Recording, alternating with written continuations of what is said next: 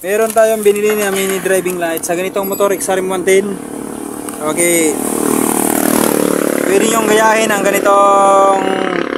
ganitong paglagay ng mini driving lights, ano? Pwede nyo gayahin. So sa mini driving lights natin, meron tayong dalawa. Okay.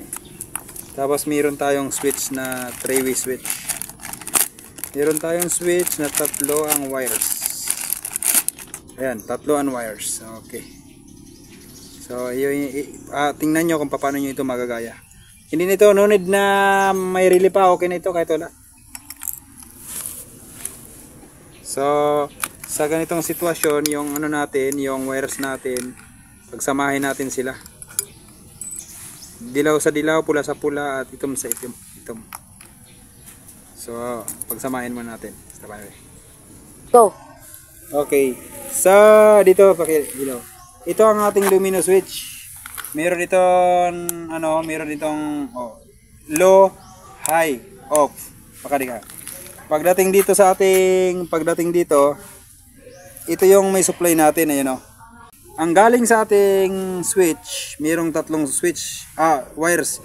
Merong pula, merong itim, merong dilaw. Yung supply niya, yung dilaw, ayan oh. Yung dilaw niya, tandaan nyo, sa ganitong switch, ang supply niya dilaw, ayan o. Dilaw. Tapos kapag naka-high tayo, naka-low tayo, iilaw yung itim. Tapos kapag i-high natin, iilaw yung pula. Ayan o. So ang supply ng ano nito, ang low ay itim, ang high ay pula. Okay, so ilagay muna natin. Tapos dito sa ating wires, meron itong tatlo wires. Meron tayong dalawang mini driving light. So pinagsama natin yung wires ng mini driving lights. Ayan o. Yun. So alamin natin kung ano ang kulay ng low. Kung anong wires ang kulay niya, ang ilaw niya ay dilaw o puti. Alamin natin. Sabi? Ay, ilagay muna natin sa ground. So, ang ground dito mga kaibigan ay kulay itim. Ilalagay natin dito sa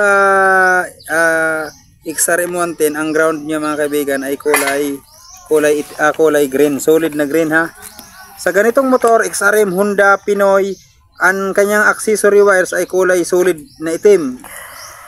Dito, solid itim yan. Ito. So, dyan natin ilagay yung supply ng ating switch sa kulay itim, yung tinatawag na ECC, accessory wires.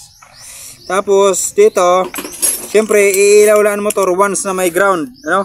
Iilaw lang yung ilaw natin once na mayroong ground. So, saan ba dito sa wires na ito, saan nakalagay yung ground?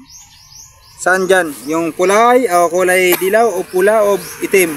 So, ang supply nito ay itim. Yung ground niya, ang ground niya ba, itim. So, hanap tayo ng wires dito sa ating motor na kulay green. Dahil ang kulay green dito ay siya yung ground. Ito, kulay itim lang ito, pero green ito, nakatap ito sa green. So, dito na tayo maglalagay. Stop. What a game. Okay, nilagay na natin. Yung itim ng ating mini driving light, inilagay natin sa ground ng ating motor sa kulay green. Yung itim ng ating mini driving lights. Tapos yung kulay pula ng ating mini driving lights, inilagay natin sa kulay pula ng ating switch. At yung natirang wires na dilaw, inilagay natin sa kulay black ng ating switch. So, ganun lang So, ilagay muna natin. Stop. Bang. Okay, sabay mo. Ayan na mga kaibigan, i-on natin ang susi. I-on natin, ayan. Pailawin natin. Low, high, and then off. Low, high, off. Okay na. Thank you very much sa panonood. Maraming salamat.